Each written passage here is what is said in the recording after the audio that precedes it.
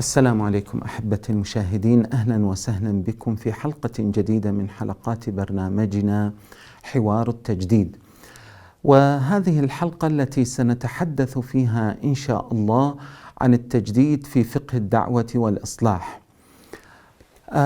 الفعل الدعوي والإصلاحي في أرض الواقع لا يعني الفاعلية، فلذلك نحن في استمرار نحتاج إلى عملية تجديدية للفعل الدعوي والإصلاحي.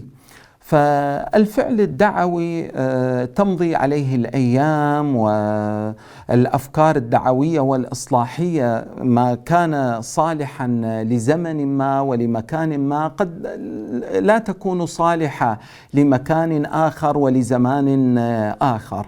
وفي هذه الحلقة سنذكر بعض الإشارات التي تعيننا على التجديد في فقه الدعوة والإصلاح. ونحن نتكلم عن التجديد في فقه الدعوة والإصلاح. حقيقة فإننا نحتاج إلى التركيز على مجموعة من المجالات. فأول هذه المجالات قراءة واقع الدعوة والإصلاح. قراءة واقع الدعوة والإصلاح ينبغي أن يكون دقيقا، لأنه بدون هذه الدقة فمعنى ذلك أن واقع الدعوة والإصلاح لم أقرأه بصورة صحيحة، ومن ثم فإن العملية الدعوية والإصلاحية لن يكون فيها تجديد ولن يكون فيها فاعلية. وهذه الدقة تتحصل لنا من دقة المعلومات التي تأتينا عن هذا الواقع، وبحيث أن هذه المعلومات لا تكون عشوائية أو لا مصادر لها أو تأتينا بطريقة غير علمية. نحتاج إلى دقة تحليل هذه المعلومات، فلا يكفي أن المعلومات تكون بحوزتنا، بل نحتاج إلى دقة في تحليلها وفي فهمها وفي تفسيرها. ثم بعد ذلك ننتقل إلى توصيف دقيق كثمرة لحصولنا على هذه المعلومات الصحيحة والدقيقة ولتحليلنا لها تحليلا دقيقا. ثم بعد أن نكمل هذا التوصيف نحتاج إلى دقة تحديد حاجات هذا الواقع. فالواقع لابد أن نحدد الحاجات الملحة والضرورية له، ولا نحدد حاجاته أيضا فقط بالمطلق، وإنما نحدد أولويات هذه الحاجات، ومن ثم نحدد الأوزان النسبية، وأن تكون هذه الأولويات موجودة بطريقة متوازنة في الجهد الدعوي والإصلاحي. فأنا أحتاج إلى دقة المعلومات، وأحتاج إلى دقة تحليل هذه المعلومات، وأحتاج إلى دقة التوصيف لهذا الواقع، وأحتاج إلى تحديد حاجات هذا الواقع، وأحتاج إلى تحديد أولويات هذه الحاجات، ومن ثم أحتاج إلى دقة في معرفة الأوزان النسبية لهذه الأولويات. المجال الثاني الذي من الممكن أن يكون التجديد فيه، وهو يمثل مجالا مركزيا ومحوريا، وهو تجديد الأهداف الدعوية والإصلاحية. وحقيقة هذه الأهداف ينبغي أن تكون ذات صلاحية لكي نعتبرها أهدافا. فكثير من الأفكار والمشاريع والجهود الإصلاحية والدعوية تضع أهدافا، لكنها ليست بالضرورة أن تكون أهدافا صالحة. أول سمات هذه الأهداف ينبغي أن تكون مشروعة. فالأهداف الدعوية والإصلاحية ينبغي أن تكون لها مشروعية ومؤصلة، ونتيقن أن ديننا يريد ذلك. هذه ينبغي أن تكون ثابتة، يعني حتى لا تتعرض إلى هزات بمجرد وجود أي تحديات طارئة. ينبغي أن تكون واضحة ومقاسة بطريقة صحيحة، فلا تكون خفية ولا يعني فيها ضبابية بحيث لا تكون واضحة أكثر. هذه الأهداف ممكنة التحقق في الواقع، فلا تكون أهدافا خيالية أو تقفز على الواقع. هذه الأهداف ينبغي أن تكون طموحة للأفضل، يعني لا نجعل الأهداف هو فقط التأقلم والتكيف، بل لا بد أن تدفعنا وأن تجعلنا منطلقين نحو أن تكون هذه الأهداف ترتقي بالموجود، وليس أن تتكيف وأن تتأقلم معه فقط. التكيف والتأقلم إنما يكون مرحلة من المراحل. كذلك هذه الأهداف ينبغي أن تراعي المستقبل، فهي لا تنظر إلى الحاضر والآن فقط، وإنما تنظر إلى المستقبل وإلى المآلات. من المجالات الأخرى التي يعني يدخل فيها التجديد في فقه الدعوة والإصلاح مجال مناهج الدعوة والإصلاح. والمناهج هي أو المنهج هو الخطوات النظرية والعملية التي توصلنا إلى الأهداف.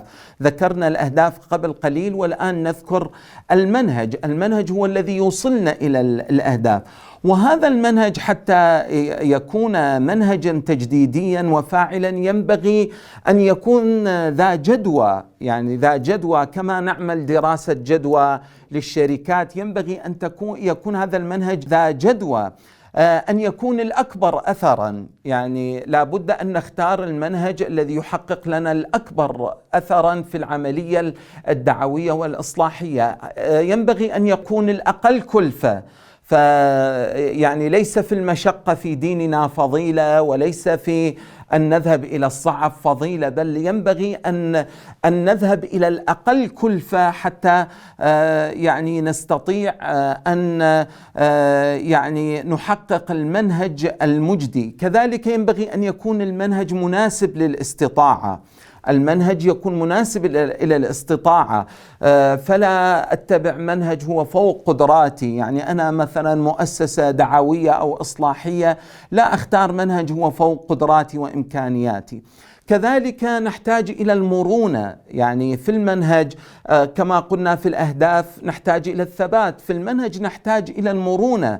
فمنهجي اليوم ليس بالضرورة أن يكون منهجي غدا، وإنما بحسب الظروف والمحددات والأحوال. كذلك يحتاج إلى التدرج، فلا يقفز فوق المراحل ولا يحرق المراحل، وهذا من أكثر ما يوقع في الكوارث، أن أقفز وأحرق المراحل.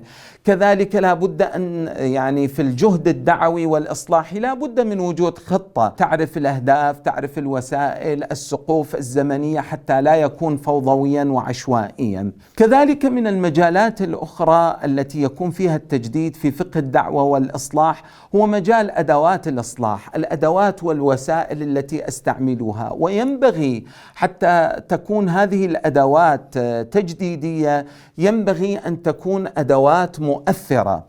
وهذه الأدوات المؤثرة يعني لها سمات. فأول هذه السمات ينبغي أن تكون معاصرة، يعني أدوات يعني هناك أدوات تكون مؤثرة في الزمن الماضي، لكن ليس بالضرورة أن تكون مؤثرة في الزمن الحاضر.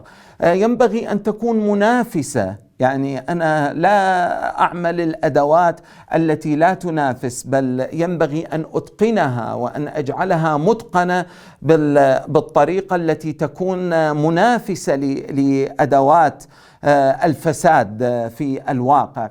هذه الأدوات ينبغي أن تكون متنوعة، يعني لا تقتصر على شريحة واحدة، بل يعني تخاطب الرجال والنساء، الكبار والصغار، الأغنياء والفقراء. فيها من التنوع ما يعني يجعلها فاعلة وتجديدية. كذلك ينبغي أن تكون منفتحة، يعني مجال الأدوات يتسع له فضاء العالم كله، من يعني كل الأدوات والوسائل التي أنتجها العقل الإنساني فهي تدخل ضمن الحكمة التي أستعين بها، ما دامت كانت هذه الأداة لا تصادم حكما شرعيا ولا تصادم نصا شرعيا. كذلك هذه الأدوات ينبغي أن تكون تخصصية. فعلى سبيل المثال الإعلام ينبغي من يشتغل فيه الإعلام الدعوي والإصلاحي ينبغي أن يكون متخصصا، لا ينبغي فقط أن يكون مجرد هاوي أو مجرد شخص يحب الدعوة والإصلاح وتطوع للعمل بهذا الموضوع. كذلك نحتاج إلى هذه الأدوات أن تكون مؤسسية، يعني بمعنى أن الأدوات والهياكل والوسائل ينبغي أن تحظى بشورى عالية، تحظى بتراتبية إدارية، تحظى بعمل مؤسسي ناضج حتى تكون تجديدية وفاعلة. والمجال الأخير الذي يكون فيه التجديد في فقه الدعوة والإصلاح هو مجال التعامل مع مرجعيات الإصلاح. لا بد أن يكون التعامل مع مرجعيات الدعوة والإصلاح التي نستقي منها الأفكار والجهود الإصلاحية، لا بد أن يكون هذا التعامل صحيحا. وهذا التعامل الصحيح له سمات. أول هذه السمات أن ينبغي أن يكون المتعامل مؤهلا. فيعني ليس كل إنسان يذهب إلى النصوص فيستنبط منها شيئا دعويا أو إصلاحيا.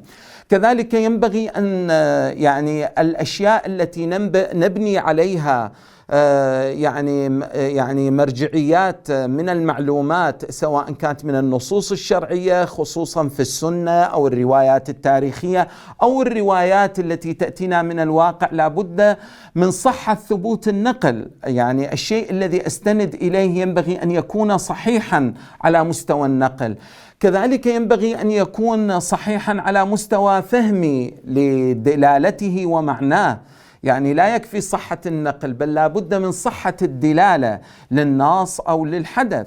كذلك أحتاج إلى فهم صحة السياق، يعني أنا النقل صحيح وفهمي للدلالة صحيح، لكن بأي سياق ورد هذا النص وبأي سياق ورد هذا الحدث التاريخي عندما أرجع إليه على سبيل المثال، أو الحدث الذي يوجد الآن في واقعي. كذلك أحتاج إلى صحة فهم الواقع، لأن كل الدعوة والإصلاح إنما هي متوجهة لهذا الواقع الذي نعيش فيه أساسا. فهذا الواقع لا بد أن أفهمه تماما حتى في الآخر أصل إلى صحة الربط والتنزيل، بمعنى أنني أستطيع تنزيل ما استنبطته من أفكار ومشاريع وبرامج إصلاحية ودعوية على هذا الواقع فيحقق المصالح ويدفع المفاسد وليس العكس. هذا حقيقة أبرز ما أردنا أن نقوله في فقه الدعوة والإصلاح والتجديد في هذا الفقه. ينبغي أن تكون هناك دقة في قراءة واقع الدعوة والإصلاح، ينبغي أن تكون أهداف الدعوة والإصلاح ذات صلاحية، ينبغي أن تكون مناهج الدعوة والإصلاح ذات جدوى، ينبغي أن تكون أدوات الإصلاح أدوات مؤثرة، وأخيرا ينبغي أن يكون التعامل مع مرجعيات الدعوة والإصلاح تعاملا صحيحا، حتى لا نحدث الفساد بدل الصلاح الذي نريد تحقيقه في أرض الواقع. وإلى هنا نكتفي بهذا القدر، ونلتقيكم إن شاء الله في الحلقة القادمة التي سنتحدث فيها إن شاء الله عن التجديد في التعليم الديني، فانتظرونا والسلام عليكم.